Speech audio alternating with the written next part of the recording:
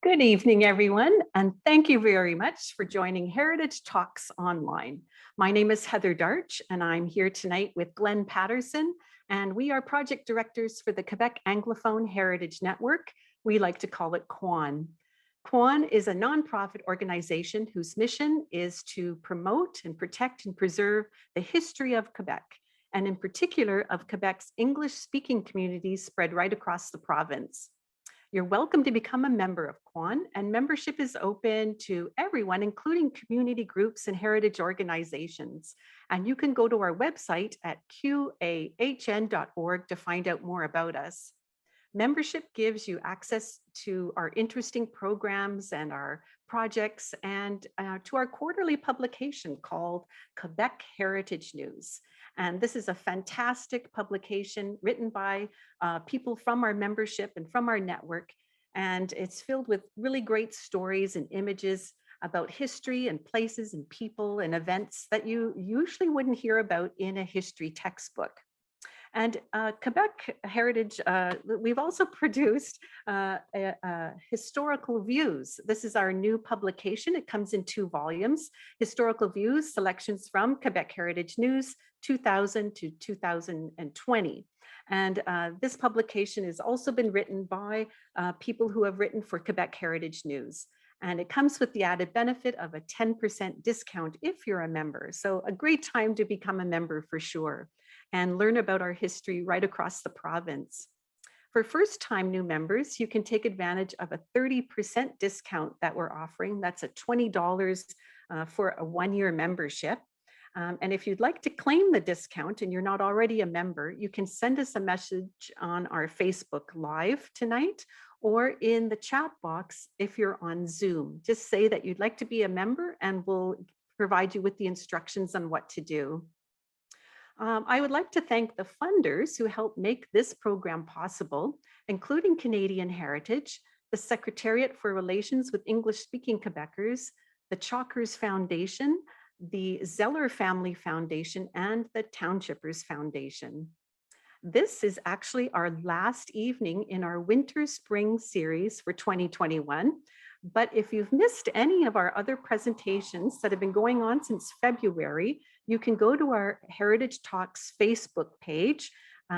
We've recorded everything, so everything is right there, and you actually don't need your own Facebook account. You don't need a Facebook page at all. You just Google QAHN Heritage Talks Facebook, and you'll find us no problem at all. Our guest speaker tonight is Elena Cerrolaza. Elena is an art history teacher, art history and humanities at Montreal's Marianopolis College. Her interest in history, it began in fencing, in the history of fencing led to this extensive research into the checkered career of Jean-Baptiste Girard. Soldier, adventurer, fencing instructor, umbrella maker, circus performer, bailiff, and confectioner. And Sarah Moses, who escaped an abusive first marriage to become the matriarch of several important Quebec families. Her talk this evening is called Fire and Ice Cream, Unpacking the 1819 Burning of a Montreal Confectionery. Hi, Elena, and welcome to Heritage Talks Online. Hello, everybody. Thank you, Heather, for that introduction, and thank you very much to QAHN for inviting me. And I'd like to thank you all for coming tonight as well. I'm just going to get things ready, and I'm going to share my screen with you. I'm just going to get that ready, if you'll give me a moment. Here we go. And here we are. So just to begin, and I just want to sort of set the stage a little bit. As indicated in the title of this presentation, the focus of the talk is essentially a fire that took place in old Montreal over 200 years ago. But my purpose is also to tell you the specifics of the fire, but also more broadly, to tell you about the lives of some of the people who were directly affected by this fire.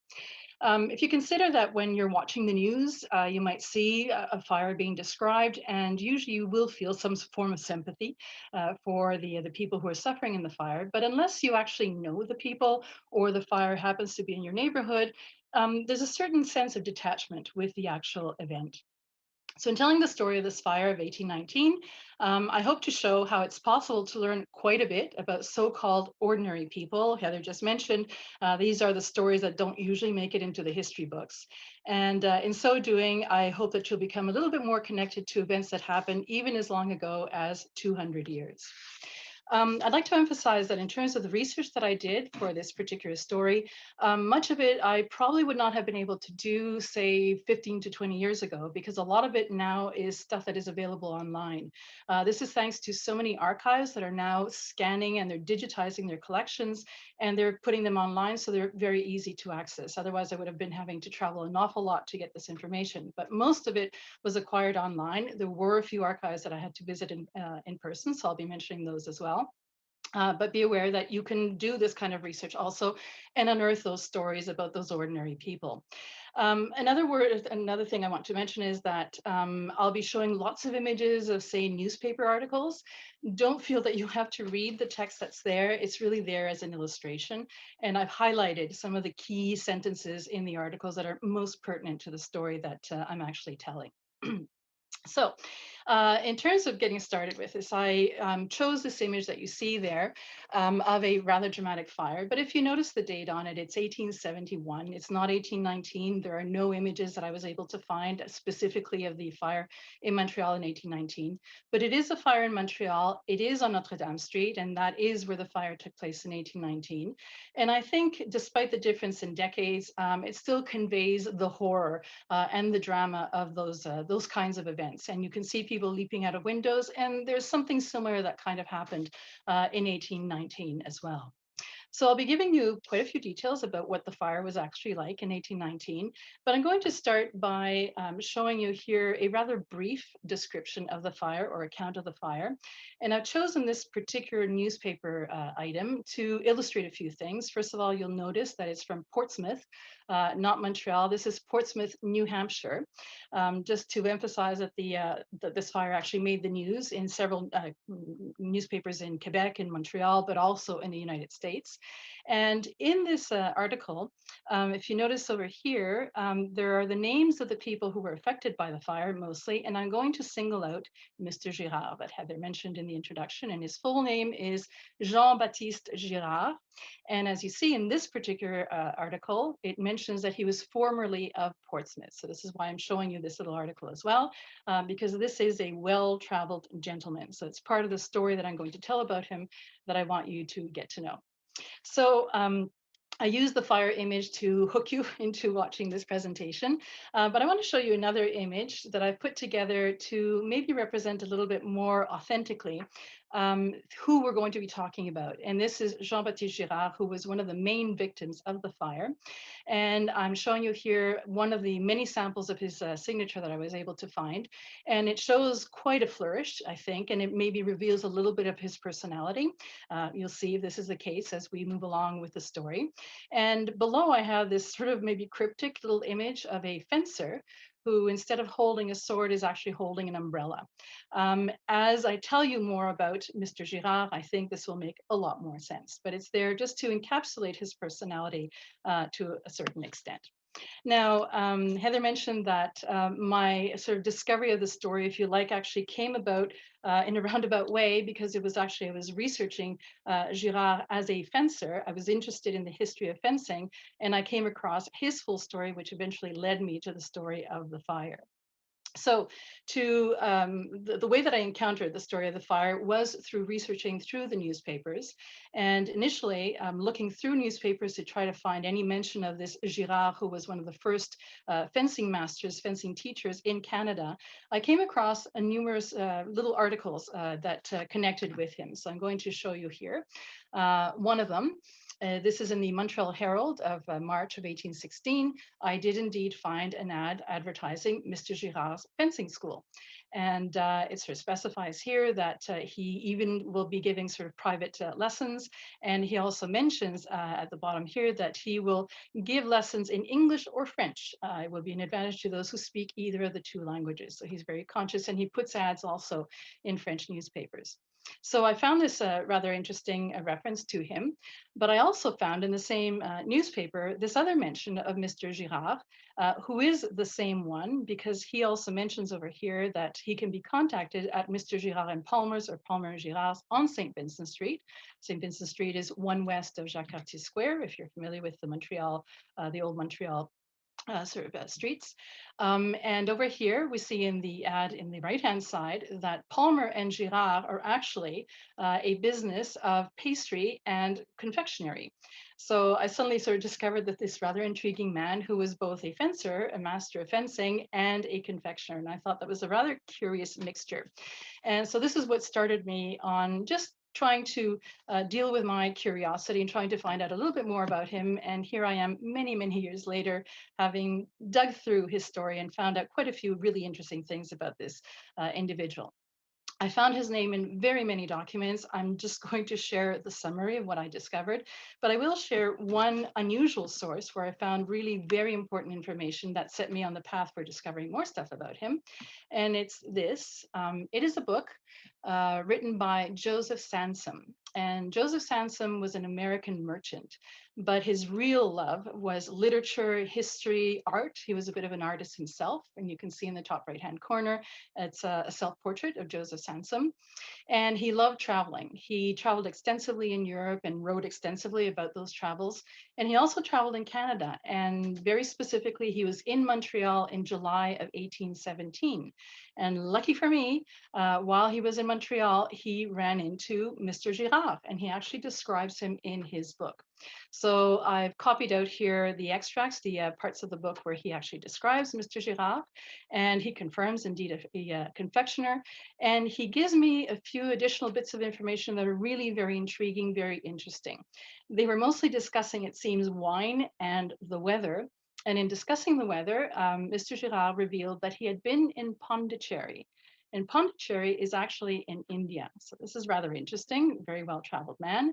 And also what is revealed is that he had been in the campaigns upon the Rhine. So this places him as a soldier during the French Revolution. So this is very interesting. I originally thought that maybe Girard was from Montreal, but clearly he is not. He is French. And with these little bits of information, I started digging in different directions.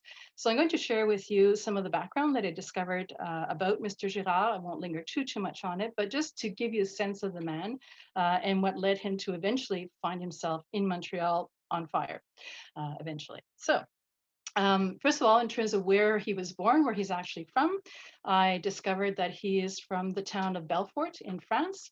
That is his birthplace, and it is very close to the boundary with Switzerland and Germany as well. So I know he was there. I've actually traveled to his hometown. It is a beautiful place to visit, highly recommended.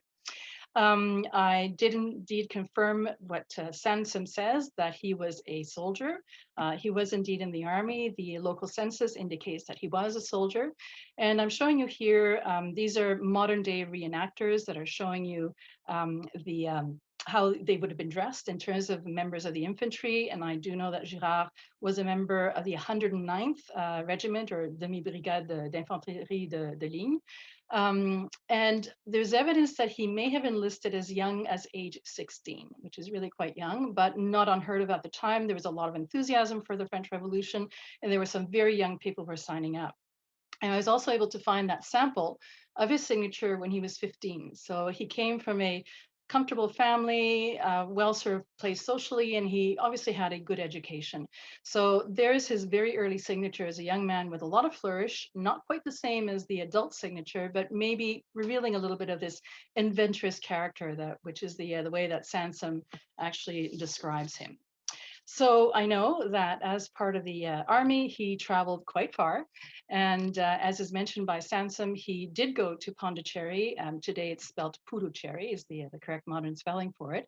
And just this map to give you a bit of an idea of really what a lengthy journey this actually was. I also happen to know what ship he was on, and I found an image of the ship as well, known as the Belle Poule, the cute chick, I guess is the translation for it. And he traveled with the army to Pondicherry, where he spent some time. And then I know that he never returned to France. So this is something that Sansa mentions, that he traveled to the East Indies, and from there he went to the United States. I do know he passed by Cape Town, where he spent a few months, and then we find him in the United States. So I've been trying to pick up his trace in different areas. And the next area that I'm able to find him is actually in Portsmouth in New Hampshire. Remember, I showed you that little clipping from the newspaper from Portsmouth. I know he's there because there are tax records that indicate that he was paying taxes in Portsmouth in 1807. Now, he doesn't seem to have spent too much time in Portsmouth at this time, and in fact, he went to Boston. So in Boston, I find him in 1808. So this is where I'm showing you now, I'm sort of starting to look into the newspapers to show you how much you can actually find in searching through newspapers and really piece together people's stories. Fortunately for this particular story, Mr. Girard advertised a lot in the American newspapers. So I was kind of able to really follow his journey. And to begin with, this is one of the first advertisements he places in early 1808 in Boston. And it shows us that he has teamed up with a fellow Frenchman by the name of Michel Tromel. And it seems that they're both putting to use their military background, and they offer lessons in fencing. And in fact, they were among several French military types that I have found in Boston who resorted to giving fencing lessons. There were a lot of fencing teachers in Boston at this time. And Tromel and Girard seem to have been relatively successful at this. They advertise very frequently. They do fencing lessons. They also set up a military academy where they're teaching things more in terms of military maneuvers, handling weaponry, apart from swords as well, riding, handling weapons while you're on the horse, and all that kind of thing as well. And they also sort of show exhibitions of fencing also. Now, I've juxtaposed this ad for their fencing teaching next to an ad for a confectioner. And if you see what I've highlighted in terms of the ad for the fencing, they give lessons according to the principles of the French Academy. And if you want to contact them, the person to speak to is Mr. Chapuis, confectioner. And so here is an ad to give you a bit of an idea of who Mr. Chapuis was. He also is originally from France. He'd been in Boston for several years by this time and was running a rather successful confectionery business, and he runs it for several decades. It really seems to be very popular and does very well. He sells confectionery. He also has a boarding house, which is why we have Tromel and Girard giving him as their reference. So we see here Mr. Chapuis, who sells confectionery, pastry, and ice cream. So this is the first time that we have the fencer being in contact with somebody who produces ice cream and confectionery. And eventually we will see how that influences what he is actually doing by the time he gets to Montreal. But just to sort of set this up a little bit for you in terms of those connections. Now, just to give you another example of the kinds of things that they were doing in terms of the fencing military aspect of things, they presented several fencing exhibitions, which seem to have been very popular. And I have here sort of showing you an extract from one of the advertisements where clearly they're trying to get interest in what they're going to do, and they mention all sorts of things that they're going to be doing and indicate that to close this exhibition there will be a duel between Messieurs Tromel and Girard, who will at first fight with sabers and afterwards with small swords until one of the party fall weltering in blood. It's very dramatic. I really just sort of think that they're trying to get a lot of sort of sensational publicity and attract the crowds. There is another comment later on where it indicates that respectable gentlemen were there and were quite impressed with the display of skill that was shown, and nobody mentions anything gory of the sort. So I think they were very sort of careful with what they were doing. So the weltering in blood aspect is a bit of an exaggeration. So they're clearly doing this. So Mr. Girard is clearly teaching fencing. He's a military man. He's teaching military tactics and so on. But there are other documents that we can look at that give us a bit of an idea of what is going on with Monsieur Girard in terms of how he is making ends meet in Boston. So I'm showing you here extracts again of things that you can find online. The city of Boston has its 1810 census available, and it shows me that Mr. Girard was sharing a dwelling with a Mr. Lacave. For both of them, it says Jean Lacave and Jean Girard. You can be pretty sure it's Jean Lacave and it is Jean Girard. And they're living on Court Street, so that gives us that little bit of information. If you look further down, the Boston tax records indicate that Mr. Lacave is a barber. He also advertises as a hairdresser. I found newspaper ads for that. And Mr. Girard is an umbrella maker. You can just make it out in the writing there. And if you look at the 1810 directory for Boston, it confirms that he is an umbrella maker. And I found this ad that you see on the right, which is Mr. John Foley, who has had an umbrella manufactory for several years, and he happens to be Girard's next door neighbor. I've been able to determine that as well. So here we have Girard, who seems to have been devoting himself mostly to military things, to fencing and so on. And suddenly, when he's paying his taxes, when he's advertising in the directory, he doesn't say he's a fencer or military instructor. He says he's an umbrella maker. So this is a kind of an odd thing. And I was intrigued as to why suddenly he's doing this, as well as the fencing and military instruction. And the answer, I think, goes back to the census of 1810. If you look at the row for Mr. Girard's name, at the very end of the row is actually the number of people in the household. For Mr. Lacave, there are 7 people, so it seems to be a largish family. And under Girard, there are 4 people. And this is actually telling us something rather interesting, because if you remember, Mr. Sansom writes that Monsieur Girard was married in the United States. And indeed, by 1810, Girard is a married man, and he kind of has an instant family. He has married a woman by the name of Sarah Moses. And Sarah Moses came with a bit of baggage. She was married at age 17 to a Mr. Richard Locke, who didn't turn out to be a great catch. He left her with 2 very young children and committed adultery with various lewd women. These are all in the divorce papers that I've been able to find. So she petitioned for a divorce in 1805. It was granted in 1807. So here she was, Sarah Moses, Sarah Locke, her married name, with 2 young children, a boy named Moses and a little girl named Anna. She meets Girard at some point, I have not yet determined where, and they marry in 1809. So Girard has this instant family in 1809, and he is registering them as such in 1810. By the end of 1810, in September of 1810, Girard and Sarah have their own child, so a little baby boy named John Jr. And instead of staying in Boston, it seems that the family makes a decision at that point that maybe big city, a lot of competition for things like the fencing and even the umbrella manufactory, maybe going to a bit of a smaller place might be a better idea. So this is when they leave Boston and they go back to Portsmouth. And along with them is John Jr.'s godfather, a man by the name of Aimable Labattu.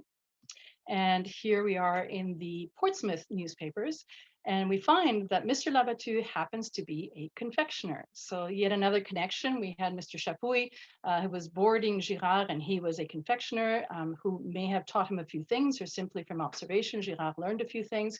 But here he is actually setting up a business together with Mr. Labattu. So in Portsmouth, they have this interesting joint shop, selling confectionery at one end and selling umbrellas and parasols on the other. And Mr. Girard also is very keen on setting up his military school in this town, similar to the one that he kept in Boston. And in fact, he does set it up, and he pretty much runs a military school together with the shop for 5 years. Now, Mr. Labattu, who is handling the confectionery side of things, he marries, and within just a few months of having arrived in Portsmouth, he leaves. And so Girard is left with his shop, one end the umbrella business that he's handling, and at the other end, clearly this business that Labattu had started of confectionery. And rather than closing that up, Girard takes it over. So from this moment, he has become a confectioner. So he's a fencer, he's a military man, really, in terms of, I think, what's really crucial to his persona. He's also an umbrella maker, and he makes confectionery. And one of the things that he likes to advertise is ice cream. And this is not something that Mr. Labattu was offering, but Mr. Chapuis was back in Boston. And I think maybe Girard learned how to make ice cream then. And here he is offering ice cream. things seem to be going rather well. There are the tax records for the city of Portsmouth, and I can watch as Girard's stock increases every year and his taxes increase also comparatively. And things seem to be going well up until disaster strikes the city of Portsmouth. So in 1813, there is a devastating fire that takes place in December of 1813. And I have a map here just to show you the extent of the fire. What you can see here on the right, sort of indicated by the sort of yellowish patch, this is destroyed by the fire of December 22nd, 1813. I've highlighted 3 spots here. One of them being this green area over here, which corresponds to this image here. But first of all, I just want to draw your attention to this image here. This is actually a drawing by someone who presumably witnessed the fire and is trying to convey the idea. A little bit futile. There's actually a little fire truck in the front, a fire pump, trying to get some water up into the flames over here. So that's a whole part of the section of the city that burned down. But this building over here that I've highlighted, this is the green building. You can see just next to the line of fire, it did not succumb. And this is very important because this is the brand new town hall that had been built in 1805, and which was the town sort of kind of a community hall. It was also the market, and it was also where Girard taught his fencing classes and had his military academy. So the second floor of this building was a big open ballroom area. It did not burn down. So his business, that particular aspect of his business, was not affected. And Girard's home is the little red mark that I have over here. He was not in danger either. He was absolutely spared. But I'm drawing your attention to the blue little circle over here in another house. And this belonged to Mr. Daniel Webster. So Mr. Daniel Webster might be familiar to some of you. And here just to maybe you might sort of know this really rather remarkable face, this rather brooding image, quite formidable, of Mr. Daniel Webster, American lawyer, senator, secretary of state. He lived in Portsmouth at this time. He was a much younger man, didn't quite look like this. And what's interesting is at the time of the fire, he was not home. He was on his way to Washington. He received the news when he arrived in Washington. And I just have a little quote at the bottom. He actually writes about what he experienced. And he was very relieved to know that his wife and children were safe. But he had recently bought this house, had spent $6,000, which in 1813 was a huge amount of money, and he was not insured. So that was really quite devastating. I'm bringing this up as an example of, this kind of terrible situation that might affect someone, and the horror of this man not being home when this actually happens and hearing about it later on. But also because one of the newspaper accounts actually singles out Girard as having been involved in trying to fight the fire. So this little extract over here indicates that Mr. Girard, who was among the earliest at the place where the fire broke out before the bells rang, when there were scarcely 20 people near the lane, within 6 feet of the barn that was on fire, had his pockets clandestinely picked by 4 villains, whom he was entreating to go into Mr. Webster's house to get water. So the picture that is painted here is that Girard, like several other people, were desperately trying to do what they could to put out the fire or to limit the damage. And several people, he wasn't the only one, had his pockets picked. In his case, he lost $125, which again is a significant amount to be carrying around at that time. He lost the money. Other people had their pockets picked as well. And in cases of fire, people remove furniture, they take out belongings, and there are people who are there to try to protect those belongings, but there are people who do take belongings away. There are quite a lot of thefts that happen. That was the reality of fire situations at the time. So just to give you a little bit of an insight in terms of what was happening at the time. So for Girard, even though his business was not affected, his home did not burn down, the community hall where he did his military training was not burned down either. It seems that the city did suffer quite a bit as a result economically from this fire. It was also suffering from the after effects of the War of 1812. And it seems that Girard was beginning to consider that maybe, even though he had been doing well, the fact that he was dealing essentially in luxury items, he was producing umbrellas and confectionery, maybe it was time to consider it somewhere else. So sometime presumably in 1815, he must have gotten in touch with Mr. John Palmer, whose ad I showed you earlier. The pastry cook was already settled in Montreal. It seems that they must have been in touch because by early 1816, Girard had decided to leave Portsmouth. So here are some of the advertisements in early 1816 in Portsmouth, where he is selling everything. He sells his beds, his tables, chairs, glass, crockery, everything. And he even sells the turning lathe that he was using to make the handles for the umbrellas. You can see it's a really massive bit of machinery. And he would have sold everything because they had to travel quite a distance to get to Montreal. And it was best just to sell everything and then use the money from the sales to then buy everything new when they got to Montreal. But also in terms of the agreement that he had with John Palmer, as you'll see, there were arrangements made to be able to accommodate the family when they got there as well. So the family set out in the middle of winter of 1816, and I'm just showing you here in this map that dates from roughly the time that Girard was traveling, and you can see Portsmouth down here, and I've outlined in red roughly the route that they likely would have followed at that time, and eventually sort of reaching Montreal. And very likely at that point, they might have been able to cross the river simply by walking over the ice at that time. Otherwise, there would have been a ferry that they could use.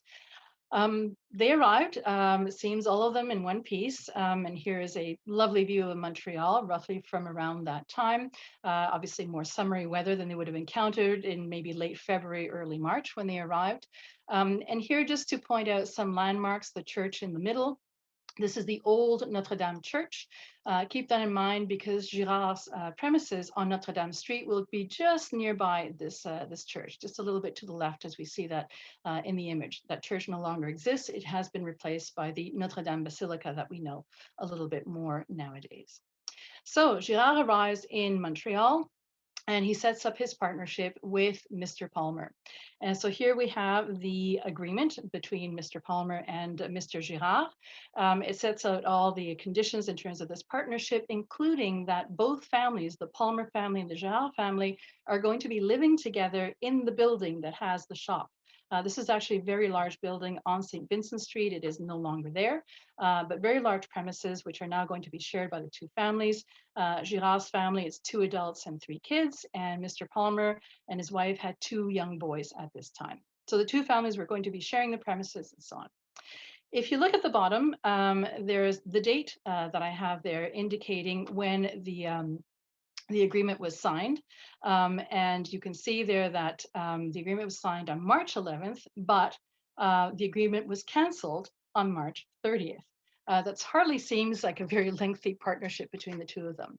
And what happened is that Mr. Palmer had neglected, deliberately, I think, to reveal that he was actually in debt before he embarked on this partnership. And it seems that Girard may have found out kind of by accident of this situation. The little inset that I have on the right there, it's one of the court cases that you can look up in the Archives Nationales in Old Montreal.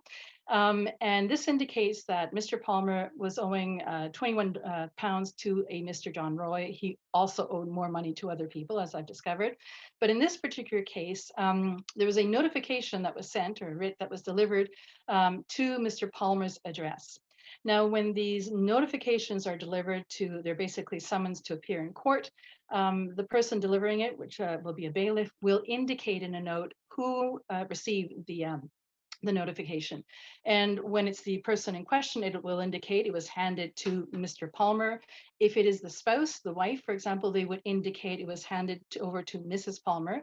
But in this case, because it says that it was handed to a grown person at Mr. Palmer's domicile, you can be pretty sure that this was handed over to either Girard himself or maybe Sarah, his wife. And of course, when they saw this and they understood what the problem was, clearly this was not the conditions that they were expecting from Mr. Palmer. And 2 days after discovering this, they canceled the agreement in terms of the partnership. So what happens is right after this, the partnership is dissolved and everything is sold at auction to dissolve the partnership. Girard continues on the premises. Mr. Palmer leaves. Girard continues on the premises for another month, but as of the beginning of May, he moves his business. He decides to just go in it for himself and he moves to Notre Dame Street. And this is where he sets up his own personal confectionery business. So, of course, the buildings on Notre Dame Street no longer survive, but there are other buildings in Montreal that can give you a bit of an idea what things look like at that time on Notre Dame Street, what it actually looked like, what that street was like in terms of the buildings that were there. I'm showing you a street that still exists in Montreal. This is Saint-Amable over here, and at the very end over here is the Jacques Cartier Square, Place Jacques Cartier. And the buildings that we're seeing here is these two buildings. They look like one, but they're actually two sort of separated buildings with an archway between them. Here's a diagram of them, and here is a view that I took back in May 2013 when the building that was across the street had been demolished. This is now the William Gray Hotel that has been built. And at the time when they were getting ready for construction, they knocked down the building that was already there. So I had this view to be able to show you. I've picked these buildings because they are from roughly the same period. They were built in around 1816. And when Girard rented his premises on Notre Dame Street, it was actually one of two buildings that were connected in a very similar way to these two. They were owned, those two buildings, by Pierre Berthollet, who was a very wealthy Montrealer who owned a lot of property. He had these two buildings for rental, and he rented out one side to this side over here, the equivalent to Girard, and the other side had been rented to two sisters, the Howard sisters. And the building on Notre Dame had two stories, the same as you see over here, with an attic. You see that here as well. There was a dividing sort of gable end over here. It's kind of a firewall. It's very thick. And between the two buildings, there was an archway that led into the courtyard behind. And in the courtyard, there was a well that was shared by the two buildings. But in the side that was rented by Girard, there was also stables and also an ice house, which is very important for his profession in terms of confectioner, who is going to continue making lots and lots of ice cream. So this building gives us a bit of an idea of what Girard's building looked like on Notre Dame Street. Just to continue with this one to show you that there are additional parallels. This is the archway that is open, and today the inside of the courtyard is taken over by various artisans who have set up their little sort of stalls over there. You can buy all sorts of things, jewelry, different crafts, paintings, and so on. It's known as La Cordesar. I'm assuming it might be open by now as well. And from that back area, you can actually access some doorways that lead into the basement. So you have the doorway over here leading to a basement area as well. And in Girard's house, we know that he did have a basement, and that is where he kept the oven where he did all of his pastry baking. In the courtyard of these buildings as well, La Cour des Arts, you will also, if you wander through a little bit, will find that there is a well. And so this is the kind of well that would have existed as well behind the houses of Girard and the Howard sisters, who were next door to him as well. So this is just to give you a bit of a physical sense of what the building was like, and that you can go and tour Montreal today and see similar things on display.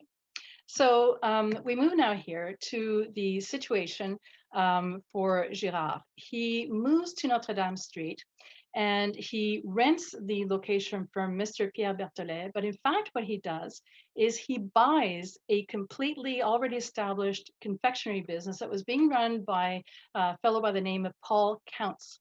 So Paul Counts sells everything that's in the store, all the furnishings, the table, the utensils. And so here I have an image to show you the kind of the look of an interior of a confectionery shop at the time, a lot of sort of tables, work tables and wardrobes and so on.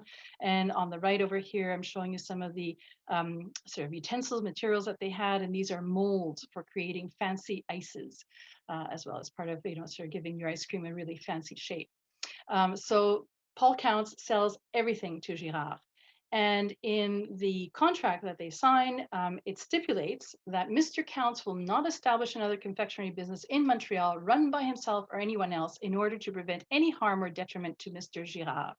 So Girard is very conscious of any possible competition. So he's trying to deal with this before any problems actually happen. So another image here to show you another variation to give us a bit more of a colorful idea of what the interior of the shop might have looked like at the time. So this is the pâtissier, the pastry cook, and Gerard was doing pastries and confectioneries and ice creams, all sorts of things. And on the right there, I'm showing you what an ice cream maker of the time actually looked like. And in Girard's ads, he indicates that ice cream will be constantly ready from 8 in the morning to 10 in the evening. So to be able to do that, first of all, you need ice. And as I mentioned to you before, there was an ice house in the courtyard behind Girard's building. And I'm showing you an ice house in that illustration. It's a rather large one. It would have been much smaller in Girard's courtyard, but these were houses made of wood, but they actually had kind of a double layered wall stuffed with straw in between, really insulated. They would load it up with ice during the winter, and the ice would actually last through the summer months. So they would be chipping away at it to be able to make the ice cream.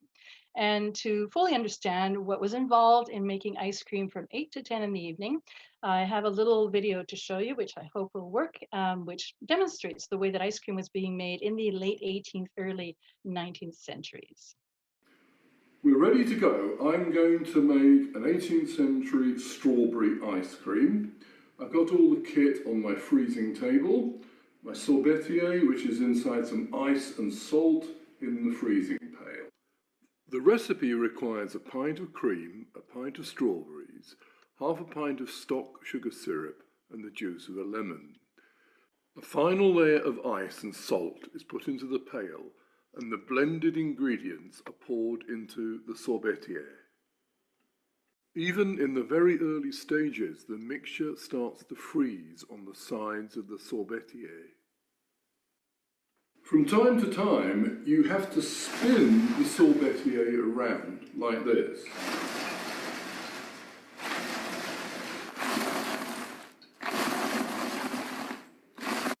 After about 10 minutes, the ice cream starts to set inside the sorbetier, and I'm going to scrape it down off the sides, and then it's possible to start to spin it round really rapidly.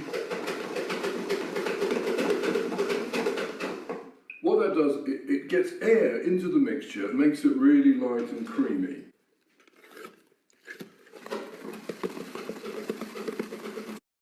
I moved the sorbetier onto a table because the ice cream is now beautifully set. Just look at that, wonderful. So the procedure is not too complicated, but it actually is laborious, and it does take a long time. That was a very sort of truncated sort of little video to show you very quickly what is involved in that. But this would have been very hard work to be carrying out from 8 to 10 every day. So a real treat for people who could actually afford it. So I'm showing you a few more of the kinds of things that would have been produced in the style of confectionery and pastry from the 18th to the early 19th centuries, just to give you a sense of what Girard was offering to his clientele. I think that the business was relatively prosperous, I would think. He seems to advertise quite a lot of diversity of things that he's offering, but in early 1819, yet again, it seems that Girard maybe is a little keen on trying something new. I don't know if he wanted to supplement the family income, or simply he was looking for something to take him out of the shop from time to time.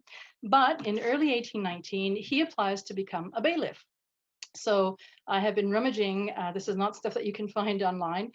This is in the archives, again, of the Archives Nationales in Old Montreal. They have court records, and I've been running through these archival records and have found all these little notes handwritten by Girard of his work, reflecting his work as a bailiff. What seems to be the case for him, most of the work consisted of just sending notifications to people in Montreal, summoning them to appear in court for various reasons. Sometimes he had to travel a little bit further afield.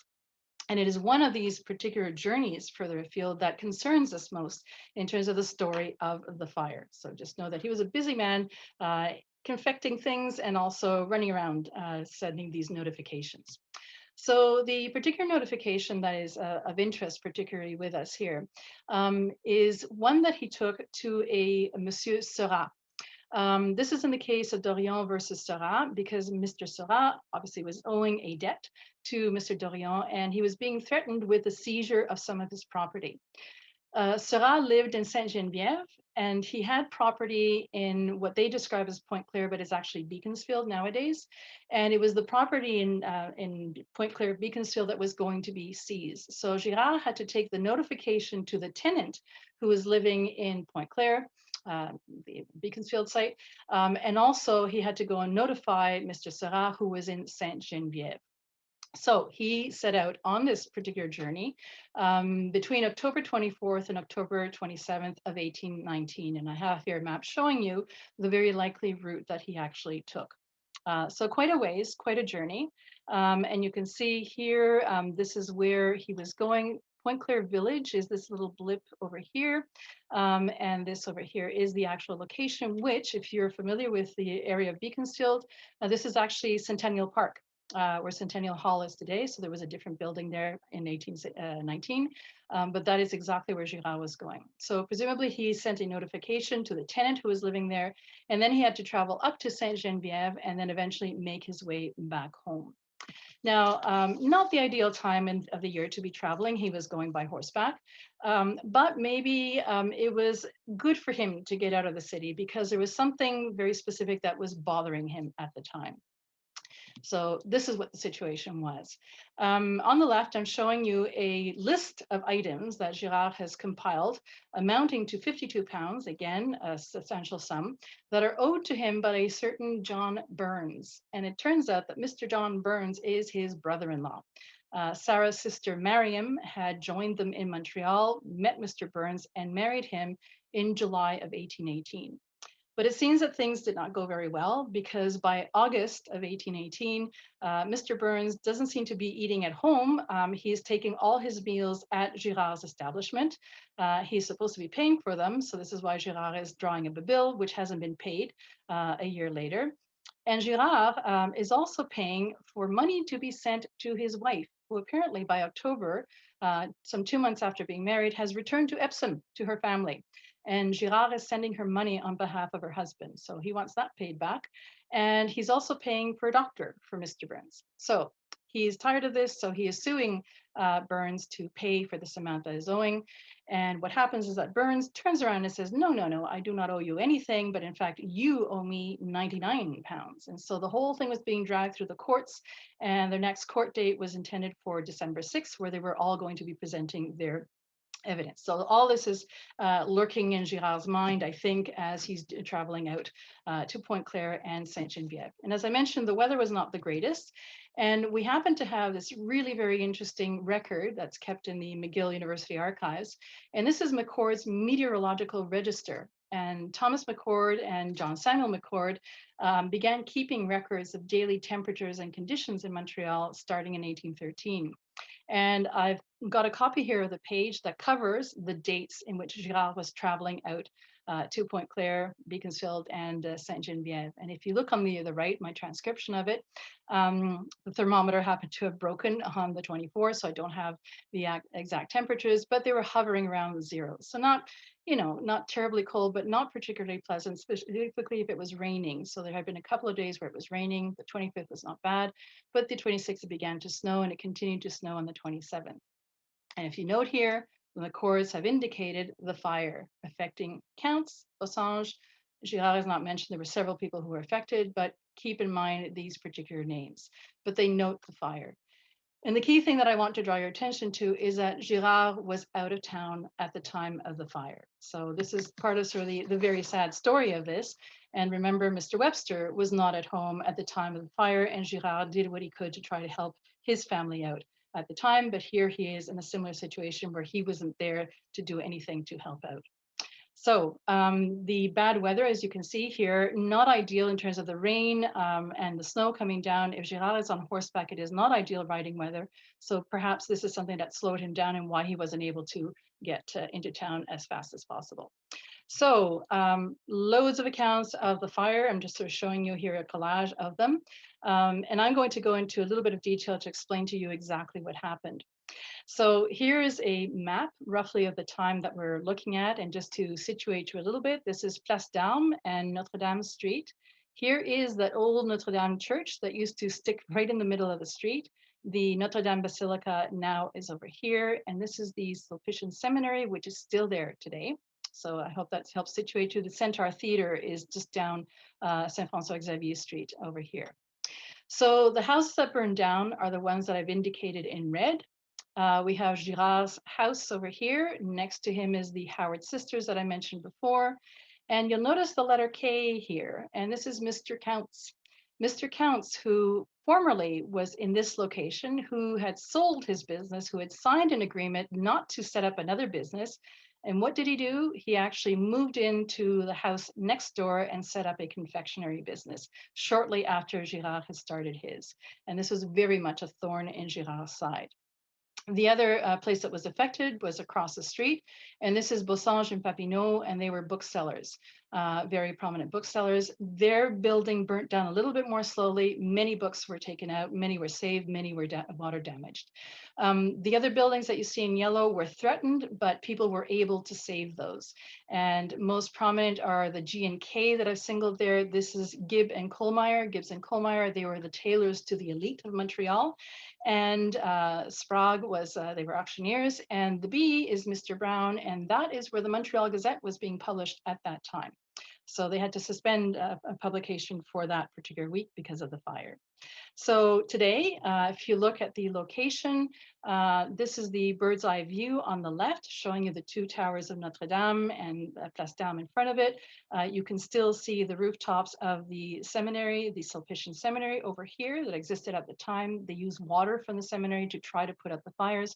And these are the buildings today that correspond to what burned down. So this at street level, this is what it was.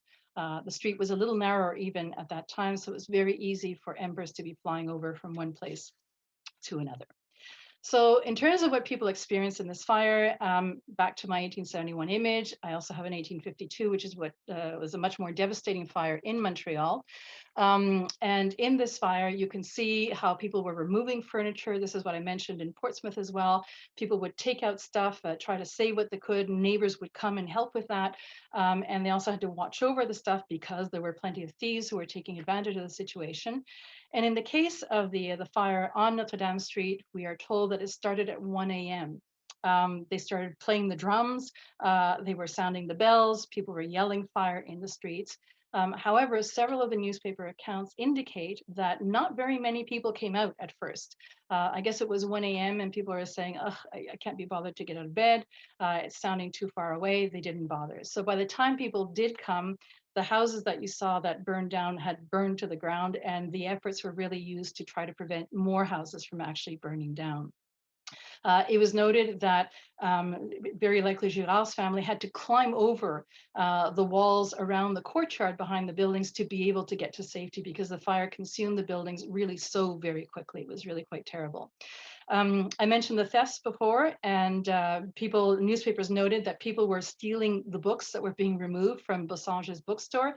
And in the case of Girard, he had several casks of wine that had been removed, taken out into the street. And one report indicates that a couple of rather drunken gentlemen at very early hours in the morning had broken into one of these casks and were actually drinking the wine out of rusty tin cans. All this is described very vividly in the newspapers.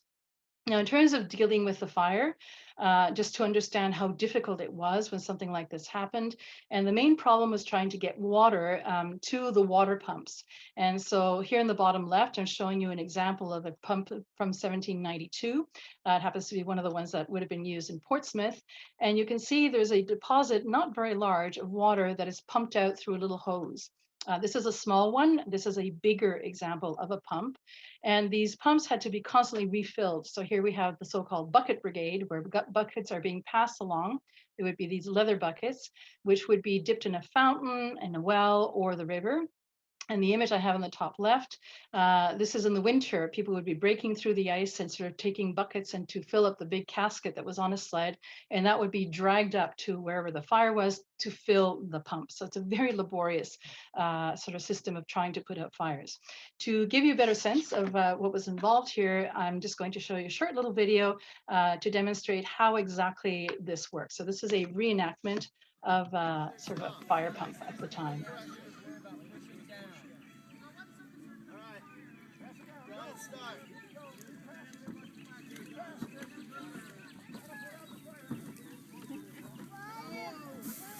So there's water coming out, not a terribly big jet of water, but it was something that could be done. And you can see how much work was involved in actually pumping and constantly having to bring water to keep refilling that sort of deposit of water. So just to give you a bit of a sense of how difficult it was to deal with fires and what a terrible, terrifying situation would have been for anybody caught in these fires.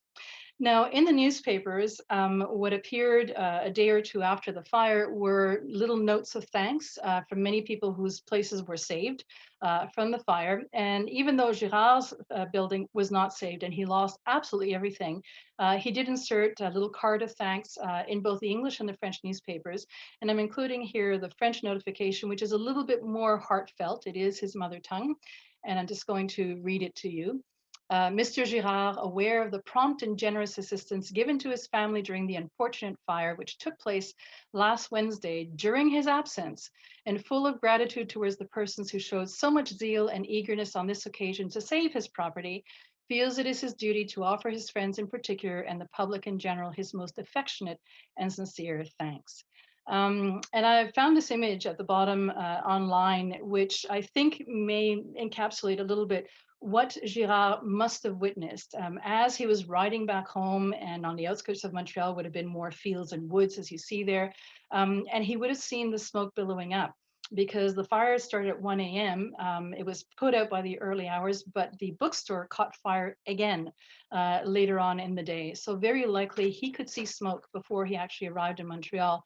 And I can imagine how his heart must have been just, thumping away, wondering, whose house was on fire, and the horror to arrive at home and realize that he's lost everything. His family is safe thanks to his friends and their zeal and so on, but he's lost absolutely everything.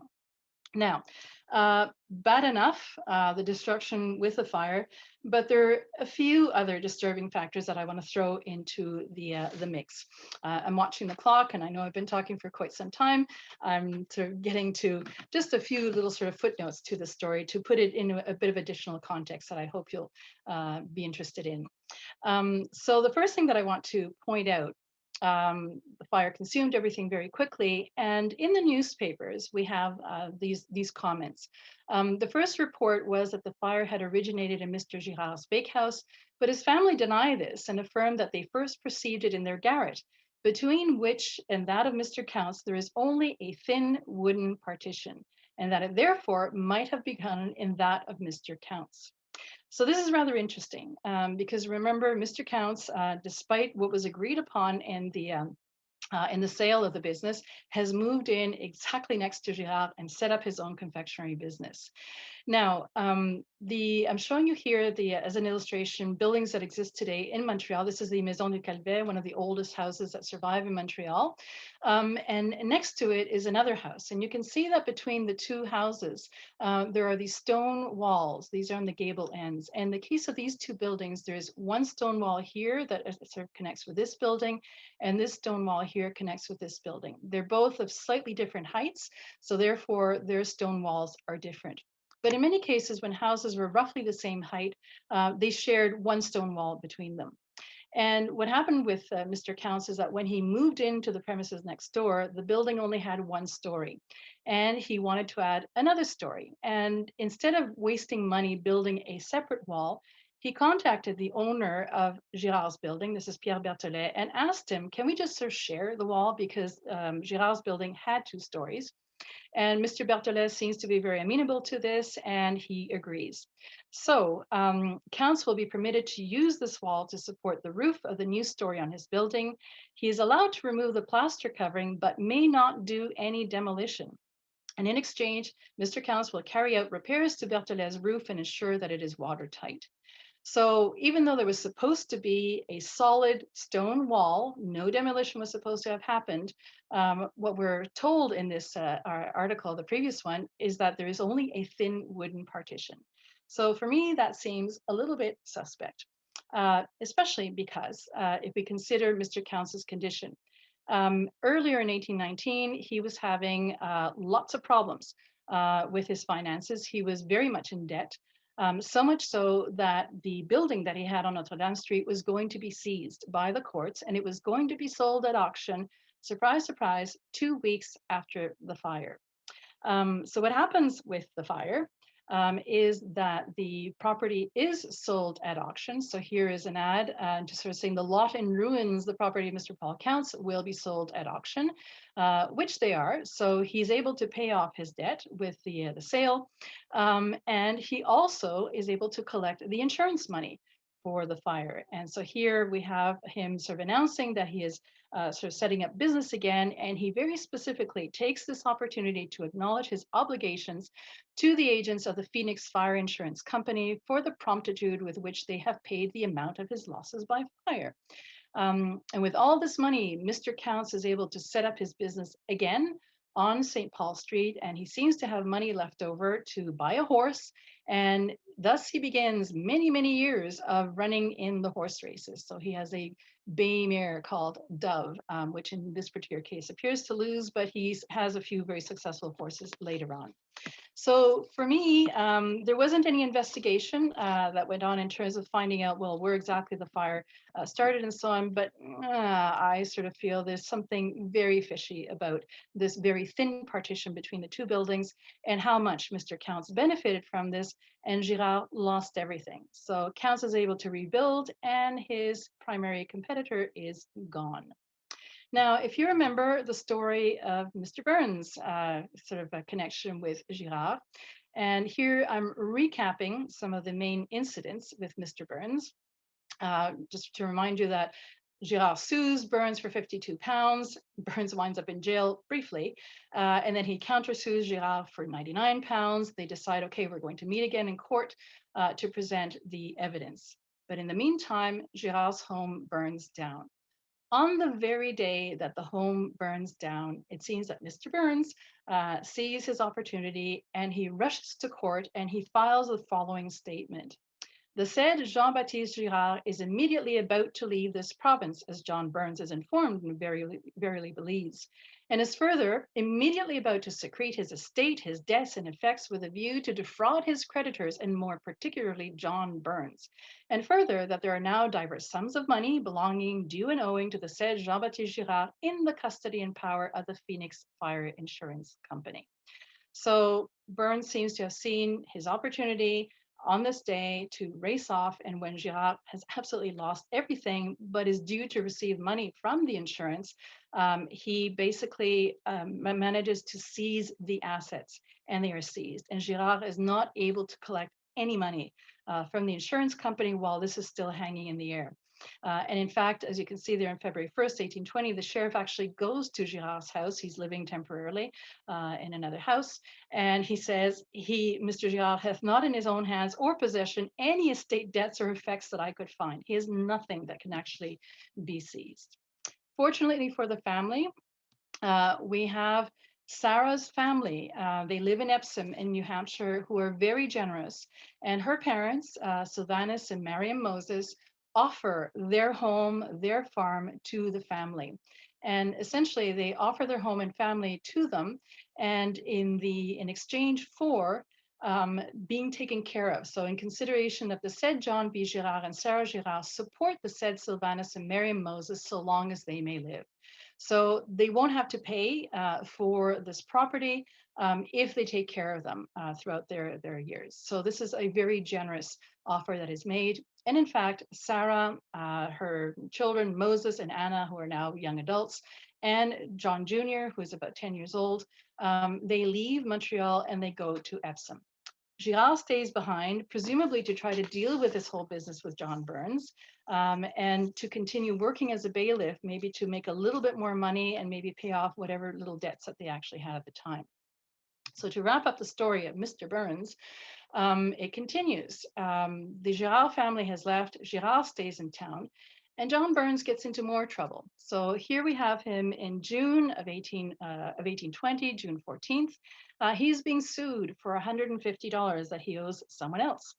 And with this in mind, Mr. Burns, 2 days later, sells property that he has in Ontario to his brother, and he sells it for 200 pounds, which conveniently covers the payment that he owes Mr. Shaw, and it also covers what Girard was asking for, which is about 52 pounds. And that same day that he gets these 200 pounds, Girard and Burns appear together in court and declare that they hereby discharge and acquit themselves respectively from all claims and demands whatsoever they may have one against the other for anything whatever up to this date. So finally, they're done, they're finished with whatever was going on between them. However, this happens in June, and in August, Girard still does not have his money. It still has not been released, what was being seized, and the insurance company couldn't pay him. And it happens that in August, John Burns has left the province, and he forgot to give consent to have the sums be handed over. So Girard's attorney is putting out there this request for the money to be paid over because Mr. Girard, as a consequence, is greatly distressed and in want of that money, so aforesaid was seized. So he still does not have his money in August of 1820. So what happens is that Girard seems to leave at this point, shortly thereafter, probably is missing his family who is waiting for him in Epsom. And we find Girard is actually in Epsom by the end of September. So he's there by September 24th. And curiously, about a week later, he files his last will and testament in Epsom. Curiously, it seems to be very sort of strange, coincidental timing and so on when he hadn't filed a will before. And in the will, I just sort of highlighted the key points. He leaves everything to his wife, Sarah. She's referred there as Sally. It's the nickname for Sarah at the time. And he also leaves $5 for John Jr. for when he turns 21. So a little bit of an insight into family relations at the time.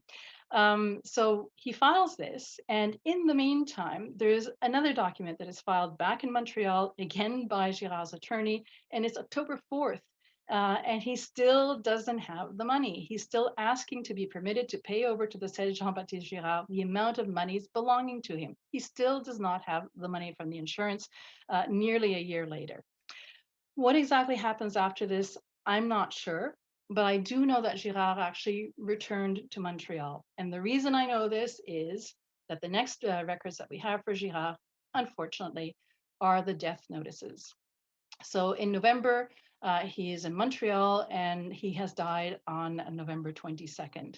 And so these are the various notices that appear, and also the notice indicating that Sarah, his wife, is the executrix of his estate, and so the usual conventional thing of asking for anybody to pay up or ask for any amounts that are owing.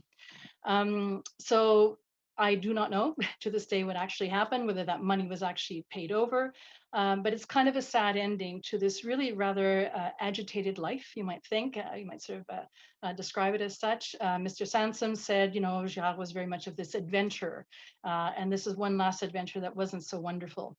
But what's interesting in terms of a postscript is that even though he died relatively young, he's got an interesting legacy, which is interesting because it is kind of indirect. And this is because it's through Sarah that some interesting connections develop. She is this woman who was divorced, had 2 young children, and despite all those negatives at that time, Girard marries her, he brings her to Montreal, and I think she falls in love with Montreal, as does her daughter, Anna. After Girard dies, they don't stay in Epsom, they don't stay with the parents and grandparents, they move back to Montreal. And I just want to sort of show you a sort of a brief family tree. It's sort of been reduced a little bit, the family tree. And here is Sarah Moses, Richard Locke, the first husband, and their daughter, Angelique Locke, and all in yellow are all the descendants of Sarah Moses. She winds up marrying, and her descendants wind up marrying into some of the best known, most prominent families of Quebec society, beginning with Mr. François-Xavier Trudeau, who is the great-great-great-grandson of Étienne Trudeau, who is the common ancestor they have with Pierre Elliott Trudeau and Justin Trudeau. And her children, again, married into interesting families, the Loranger family. Mary-Louise married into the Papineau family, obviously very prominent, and I've just sort of given little capsule biographies of each one. The Baudry family as well, Loranger, as I mentioned.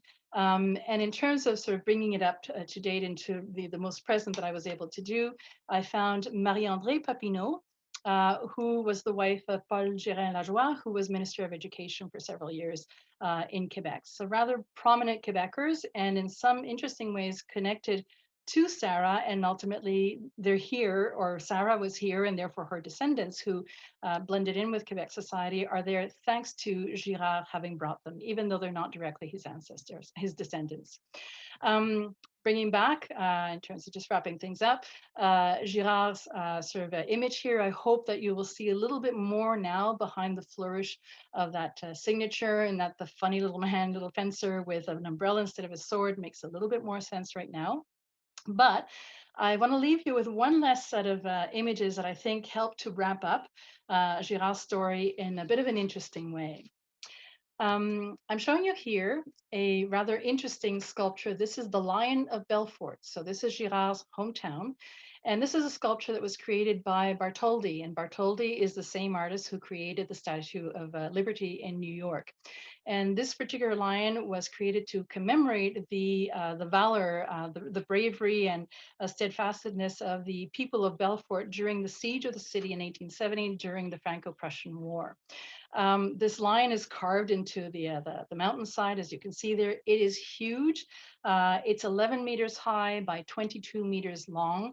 The little insert in the top right shows you a little row of people at the bottom to give you a bit of the sense of the scale. It is absolutely massive, but it is absolutely the representation. It's become really connected with Belfort. So in France, people think of Belfort, they think of the Belfort lion.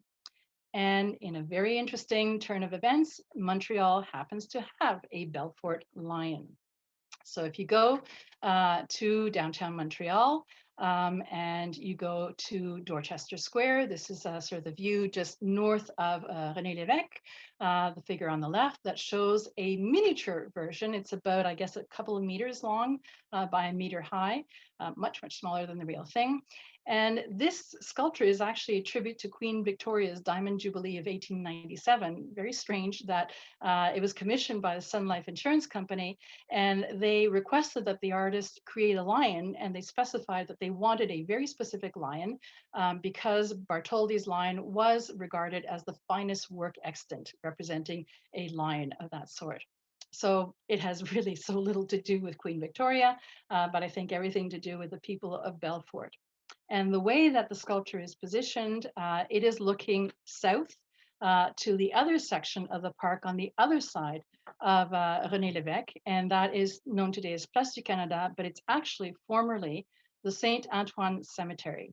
There are still 35,000 people still buried there, and we know that Jean-Baptiste Girard was buried there on November 24th in 1820. So we have the Belfort lion that is looking over Girard and, you know, sort of watching over him. So this very adventurous life that he lived. So I hope it's a fitting image on which to end this story, and I hope that you enjoyed it as well. Thank you very much. Elena, that was fantastic. I just can imagine how you found the breadcrumbs through the newspaper one after another, and how excited you must have been every time you were able to connect the dots together. I mean, it's really a wonderful story. And I mean, are you planning on you know, following it through more enough to like follow his children and perhaps to publish? And absolutely. I actually had to cut off an hour to this presentation because there is an awful lot more information. I really had to sort of whittle it down to a few essentials. It's very interesting, and for me, I've kind of used it as a way of discovering worlds that I wasn't familiar with, and certainly giving insights into what life was like for people at that time, and ordinary people. You know, like these are the stories that you don't find in the history books, and I find they do create a connection when I sort of try to go through everything that this individual went through and all the people around him as well. So there is loads, and one day in my retirement, I think I will work on this. This is just a very small part of the actual story. Yeah, very good. Oh no, it's so interesting. I'll ask perhaps Glenn if you'd like to just come on and just give everybody a quick run through on how to ask questions. That would be great. I know people will have comments and whatnot. So, yep. So if you're joining us on Zoom, you should be able to find the chat box that's down on the bottom of your screen if you're on a computer. If you're on a phone, you may have to tap the Zoom screen once, and then you'll see a menu appear at the bottom. You can click chat. But yeah, just let us know in the chat box if you have a question. You don't have to write it out. Just say you have a question, and then we'll put you in the queue, and then we'll turn you on in turn. Also, if anyone on Zoom, you're welcome to turn on your video cameras now if you like. For our viewers on Facebook, just write your question in the comment section, and I'll try to catch it there. That's good. Thank you. Okay, I see we have a question from Robert Wilkins. So just give me a second there, Robert, and I'll queue you up. All right.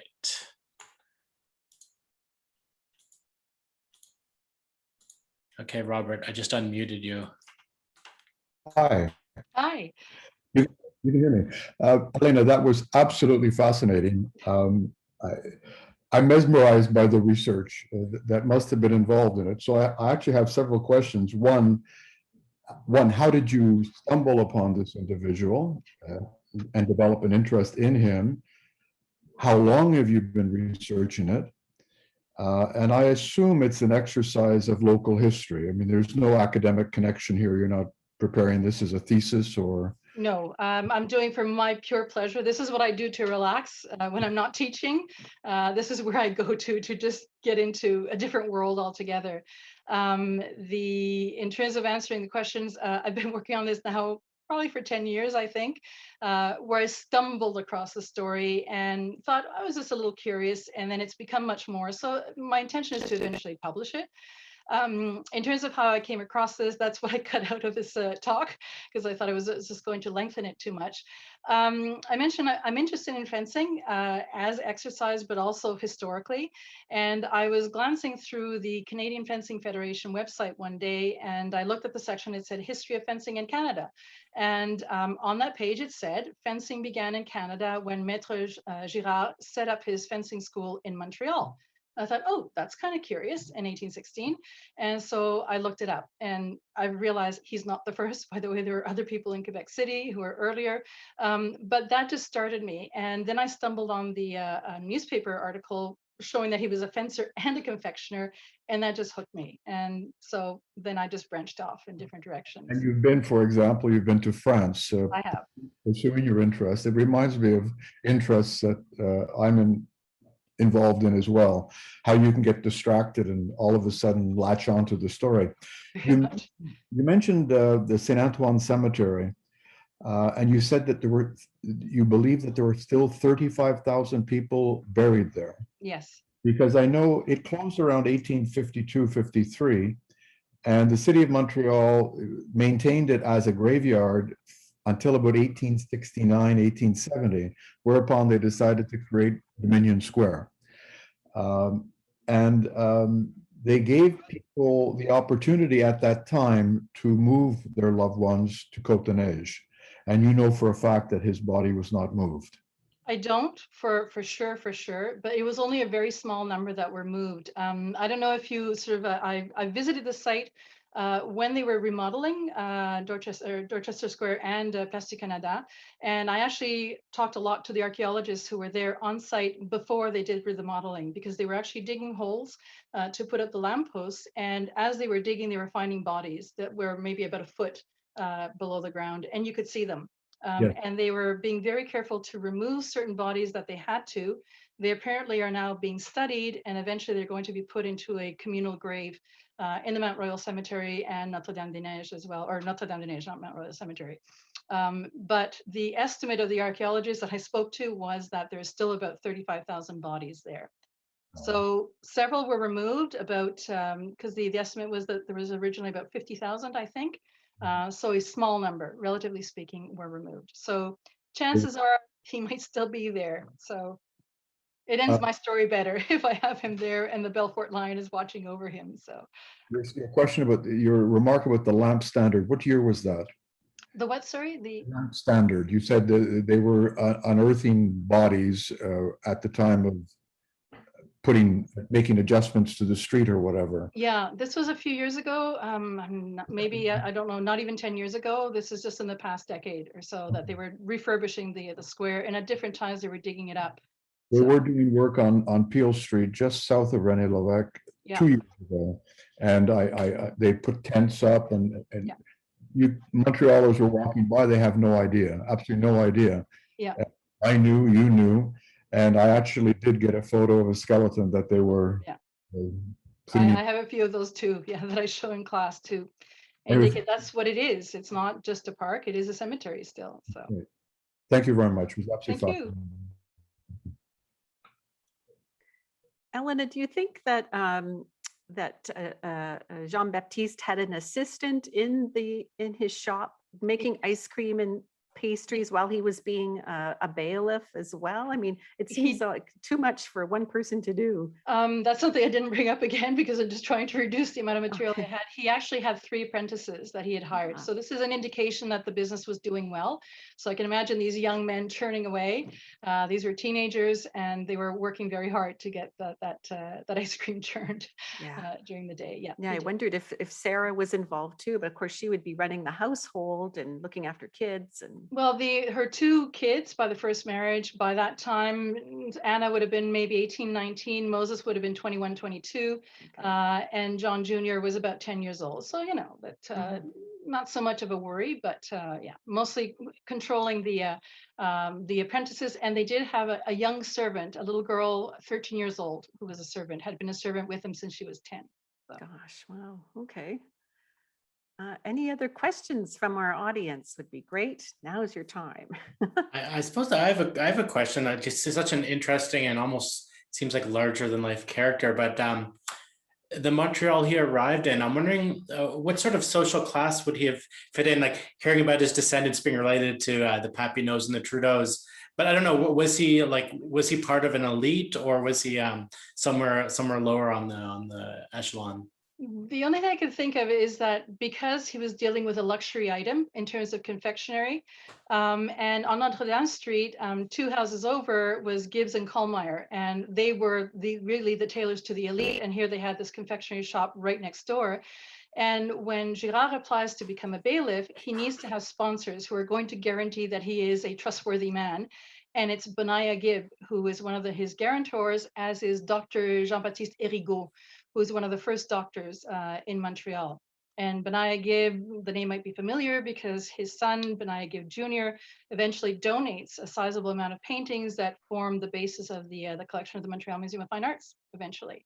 So in terms of his personal class, maybe, you know, he is a soldier, even though back in his hometown of Belfort, the family was well off, but not, you know, not exactly nobility or anything, but they were well connected. And I think he was an educated man, and that already sort of sets him in a certain echelon of society at the time.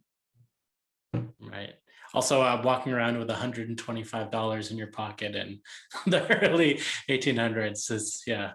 That's a lot, but there was one of the other stories that I didn't bring up is there was another gentleman who had his pocket cut out, and he was carrying $1,000 in his pocket. So I think it's maybe there weren't that many banks at the time, and people needed to move their cash from one place to another, quite literally. And it was a dangerous thing to be doing when there's a fire.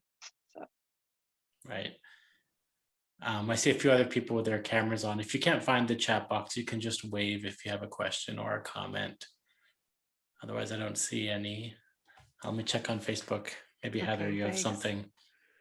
No, it's just, you know, in the end, you sort of have a sense that it's Mr. Kuntz that maybe was but but he had a terrible brother-in-law too, didn't he? But he seems sort of feckless. And it's not the first terrible brother-in-law. He had another one.